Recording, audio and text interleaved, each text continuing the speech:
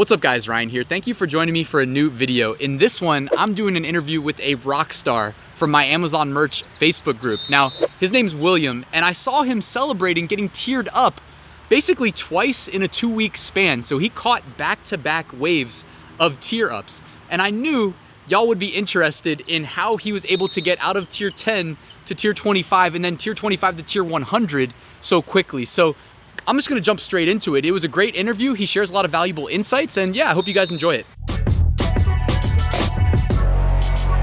Hey guys, Ryan here. I'm joined by William, who is an Amazon merch rock star from my Amazon merch Facebook group. Hey William, thank you for being here.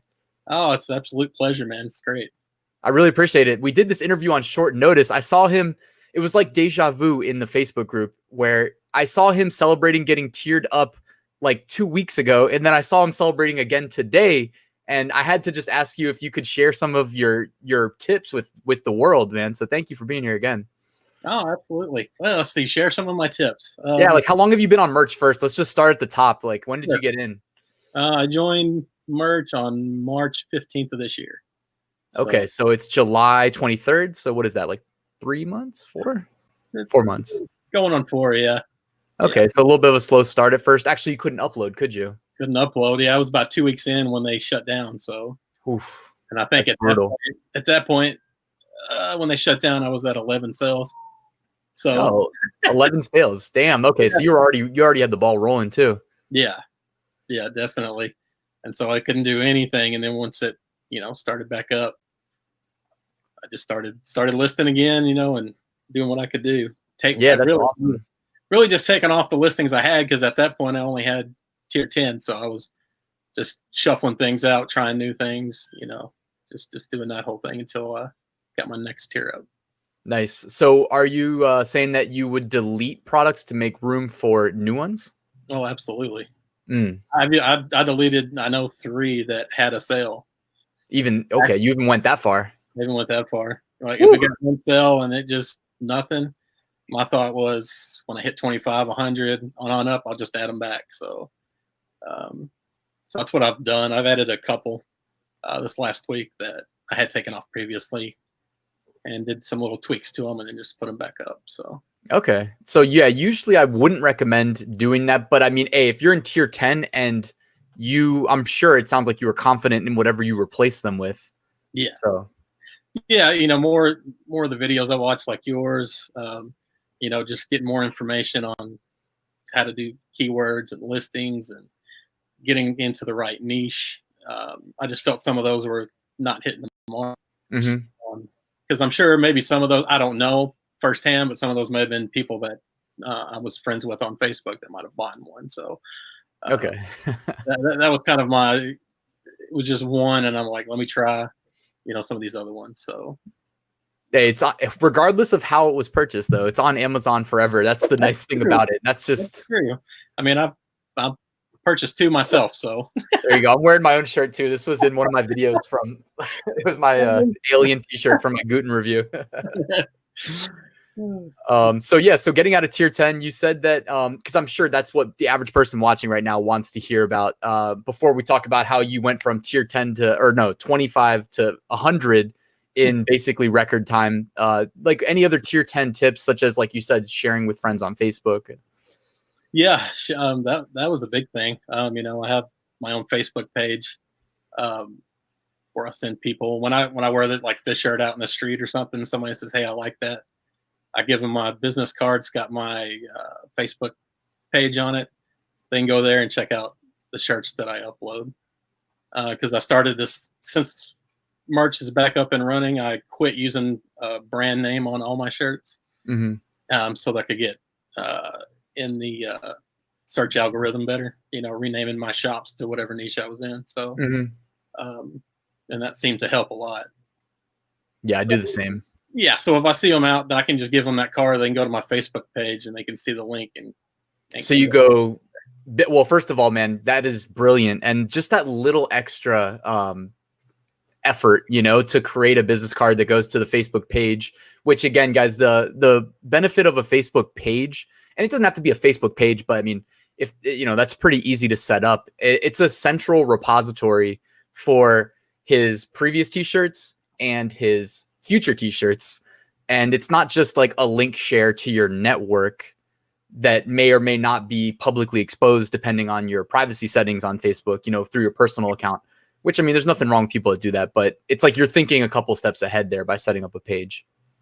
Yeah, just to, you know, so I can have a central place for them to go, you know, instead of setting something else up that would cost me money right now, you know, since I'm in the early stages. So yeah, I mean, I agree with it completely. And so yeah, anyways, niche research, just, is there any like tips, high level tips you can provide? You don't have to share niches that you're in unless you want to, but as far as research or niches that were really selling well, and maybe how you attacked them, as far as like, did you upload one product? Did you upload 2, 3, 4?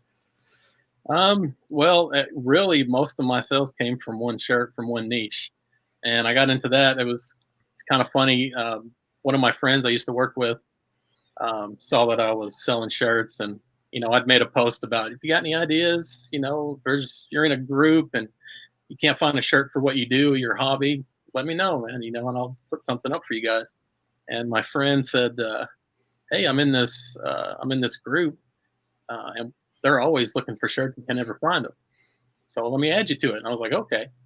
So I go to the Facebook group and got some ideas. I started researching that niche, and I found a blog where this guy was talking about this certain niche, and there was a word in there he used that I hadn't heard before. I thought, wow. And he says, well, they all use this word. And the idea popped in my head for the shirt. I put it up. He posted it in the group for me. I didn't even have to post it because he'd been in that group forever and had more trust with them. And Nice. That's basically how I got where I'm at as far as my tiers, because I think that one shirt sold 20. I think I sold 20 of that one shirt. Very and nice. I sold 2 before they shut down, and the rest have been after. So that's awesome. And honestly, it's great. I'm happy that you shared that, because I think that's pretty common, where if you're in the lower tiers, you really like don't have that many upload slots. You're more likely, and it's also just how the Amazon algorithm works, you're more likely for one shirt to really take off and get, you know, they call it the 80-20 rule. It might even be the 95-5 rule, you know, where it's like that one shirt just carries you through to your tier ups. Like I mean, it was my mom's Amazon merch account. Cause man, when I first got into merch, like I was seeing dollar signs and seeing the potential everywhere. I told all my friends to get on. All of them did. All of them just quit because, I mean, my girlfriend, at least, she got herself out of tier 10. So props to her, but she didn't really follow up since then. But I was on my mom's account and got her like 100 sales in tier 10. And it was really like pretty much the same shirt, you know, 90 of them through the same shirt. And it was very time sensitive. You know, it was like cross niching 2 things in the news cycle, time sensitive. And, you know, I've talked about it in my channel, but if anybody watching wants to go digging and find it, but yeah, what's crazy is my niche it's a pretty broad niche. There's plenty of shirts out there, but it was narrowed down, you know what I mean? So it's a popular niche, but it's niched way down. So it's very specific to one group. And then, hey, if it's part of I don't know what the shirt is, but if it's part of like a broad parent niche, you never know, like those initial sales, the initial sales traction that you get from external traffic sources like Facebook, those still drive your product's BSR up and increase its visibility in the Amazon algorithm now. Although, you know, the algorithm prefers to learn through people actually going to the site and typing in keywords, clicking and buying. That's like the best indicator for it to learn exactly what keywords to associate your product with. But yeah, I mean, if it's part of a broad parent niche, you never know what the real potential is. Yeah, I mean, I don't mind sharing what the niche was, because to be honest with you, if it's like a high level, then it's been copied pixel for pixel, and it's of course places, so it probably really doesn't matter at this point. Man, it's crazy. Yeah. So, but it was a traditional archery shirt. So, you know, non-compound bows. So, okay. Which, you know, if you just put in archery in Amazon, you'll get tons of hits. But right. Even traditional archery, you'll see some, but I don't know, for some reason, I guess the phrase just kind of hit, which was keep that to yourself. Keep that to yourself. Keep that to myself. Yeah. That's your moneymaker. Did you offer multiple products, different product types, or maybe test the international markets with your successful design? I have not yet. Now I did create a second design um, in the same niche. It's sold two, um, but so nowhere near as successful. But I have not tried it in another market. It is kind of a USA themed. Hmm. That. So I don't know if it would play well in another country. So Yeah, it's typically good advice to just upload to the US. I mean, the market is the potential customer base is much larger here than in the other alternatives. So mhm. yeah, I mean, I was just curious to see if you tested it, but yeah, I mean, also if I ever get like a trending shirt, one thing that I usually do is like maybe make like a minor, if it's like text plus a graphic, I might just do a text only version, and Yeah, burn an upload slot on that, if and then just delete some niche that isn't hasn't sold yet and doesn't maybe have that much potential. Like if it's like a random evergreen, I'll just re-upload it when I get tiered up. That's what I would do early on. yeah, that's not a bad idea. Yeah. Yeah, just doing just a straight phrase. Yeah, that could probably work. Uh, Yeah, I mean, it's worth a shot. I mean, you never know who's really just looking for the text designs. Like they yeah, are popular. I did have some fun though looking at my copycats though. That was pretty fun. Yeah, Actually, it was that quick for it to get copycatted, man. There's been so much of that going on lately. I don't really look for that sort of thing. I just the way I look at it is it's going to happen anyway. Just keep making more shirts and staying ahead of them. But it was pretty fun. I just found out by accident. I just happened to be searching Google. I was like, let's see if maybe my SEO's kind of there, and because I'm on some other platforms as well. So Smart. I put it in there just to kind of see if it would show up, and it did. But and the bad part was the other ones were before me, so they showed up first, and then there was mine. But It's the worst, man. I remember the first time I had a shirt like that happen. It was my first year doing the print on demand stuff, and it was like I'm a huge NFL fan and fantasy football fan, and I just had I made myself a shirt that like I could wear for winning a league, and it was just like it was just a massive trophy on the shirt, like as big as possible, with just like I'm the best first place champion. It was just super ignorant, so I could like piss my friends off. And I remember finding it. Like I don't usually spend much time either because I just know it's part of, unfortunately, it's just part of the reality. But yeah, I found it on Google and I was like, oh, there's my shirt. And I click and I'm on some random website, just pixel for Yeah, pixel. it's amazing what they'll copy. And Yeah. yeah, I thought, well, maybe it's because I had sold some of them, but I've got a shirt up that I see copies of that hasn't sold anything. So Mhm. I guess they just scour the. I think they're automating it, honestly. They must, yeah. I had a video from 2 weeks ago where a student I do consulting with, like, that does like real artwork. They spent a week on a completely original design.